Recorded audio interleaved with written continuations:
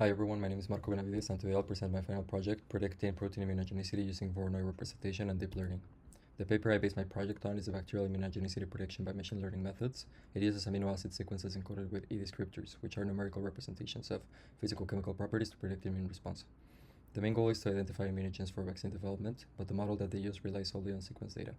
This lacks the structural context that I think is important for immunogenicity. While some models use structural data via transformers, these are computationally expensive. The dataset includes 317 bacterial immunogens and 317 bacterial non-immunogenic proteins. They tested multiple machine learning models such as k-nearest neighbors, random forests, super vector machines, and also some neural network models. Their best performing model was an RSM neural network, which had a 82% accuracy and a 91% precision. I used the same bacterial dataset to classify the immunogenic versus non-immunogenic proteins, but unlike the original paper, I incorporated both structural and amino acid identity data, not just the physical-chemical descriptors. To do this, I followed the BioNet paper workflow, which flattens the 3D protein structures into the 2D Voronoi diagram. These are based on the alpha carbon atoms and color each region by their amino acids. The key difference is that I included the entire protein instead of just the binding sites, and I assigned unique colors to each amino acid, not just the 5 descriptors. I also expanded the dataset to include 520 proteins from the protein tumor immunogens and 529 tumor protein non-immunogens. For the methods, I first obtained the structure from the protein data bank, and if they were absent, I generated them using AlphaFold. After that, I generated two-dimensional representation using Voronoi diagrams, using the alpha carbon positions for the amino acid residues, and I colored each amino acid identity. Then I also created the graph representations that were built from residue distance matrices.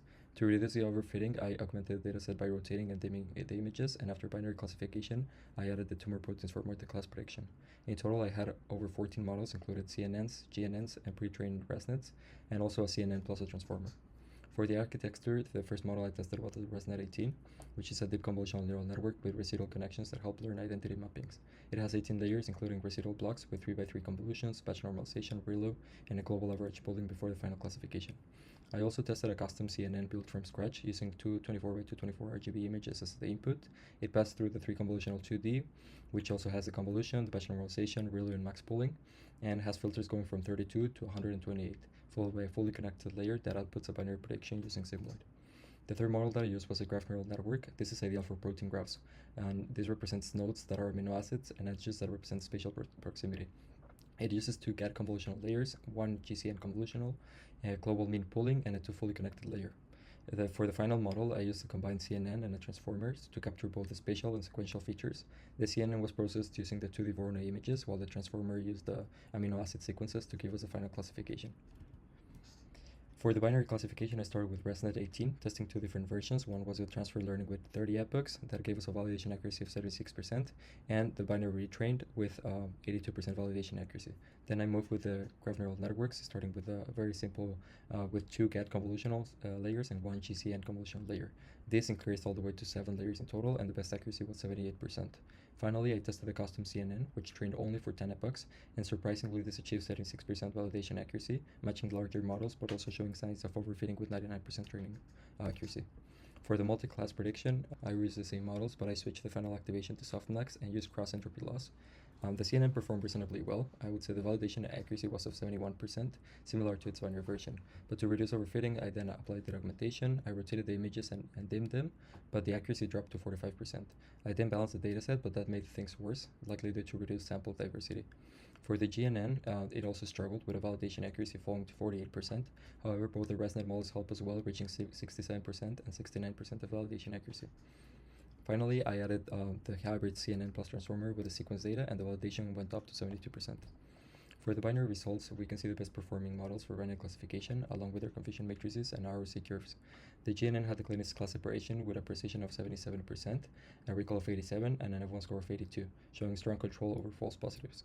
For the ResNet 18, I followed closely with similar metrics, while the custom CNN also performed well with a recall of 73% and an F1 score of 78%. For the multi-class, the most models showed clear signs of overfitting, achieving training accuracy close to 1, but the validation accuracies never exceeded a threshold of 80%. The CNN, both the CNN and the ResNet, classified the major classes from tumor and bacterial proteins fairly well, but they struggled significantly with the minor ones. On the other hand, the GNN performed the worst, misclassifying every single sample of class 3, while the CNN plus the transformer achieved similar results to the image-based models, maintaining consistency across the classes. Finally, after running all the models, I wanted to understand where they were looking at. So to do this, I used the saliency maps, which give us different highlights of different regions, and then I translocated that into a three-dimensional protein structure where we can see the different atoms highlighting. Finally, for the conclusions, the key findings were that the lightweight CNN matched the original paper's accuracy despite a much simpler architecture. We found that the two-dimensional structural data, specifically the Voronoi diagrams, were predictive of immunology. The CNN plus transformer hybrid achieved the highest multi-class validation accuracy, reaching a 72%. For the limitations, the data set size and the class imbalance limited how well the models could perform and generalize. The simple rotation-based augmentation actually just worsened the multi-class performance. I also saw some overfitting in deeper models when dropout wasn't used.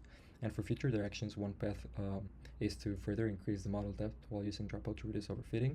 I would also like to combine CNN outputs with pre-trained embeddings from protein language models. And finally, I would like to explore different augmentation strategies beyond just rotation to better balance the dataset.